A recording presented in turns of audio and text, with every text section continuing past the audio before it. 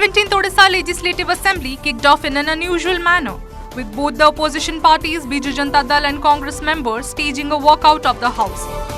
However, Governor Raghuvar Das continued his address, refocusing the attention on the state government's plan for the state and the people in the coming days. In his address, Odisha Governor Raghuvar Das assured that the government is committed to providing unbiased governance and will keep Odia Asmita at its focal point. The Odisha government will focus on women empowerment, jobs for youth and development of farmers in the state, said the governor, adding that the state government hopes to make Odisha developed by 2036. Here are some key highlights from the Odisha governor's address. To ensure economic growth and promote job creation, Odisha government has set a target to create 3.5 lakh jobs by 2029.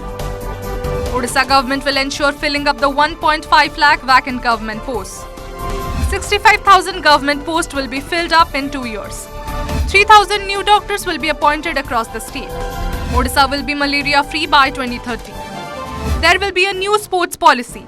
Academy and nurseries will be set up for the training of the sports persons. Artificial intelligence will be used in government schools in Odisha. Malnourishment will be reduced by 2027. Forestation initiative will be taken up in 480 kilometers to protect coastal areas from the impact of cyclones. Green industrial policy will be implemented in Odisha. Government will provide subsidy for 4 and 6-wheeler vehicles. 10 irrigation projects in Bolangir, Kodahandi, Bargarh and Nuapada will be completed. Odisha to be the millet hub in India. Odisha government to focus on skill development and apprenticeship opportunities for the youth. Odisha government to convert Cuttack and Bhubaneswar into world-class twin city, apart from coming up with multi-mode transport system. Odisha government to encourage the use of plastic waste in road construction and solid waste management policy will be streamlined.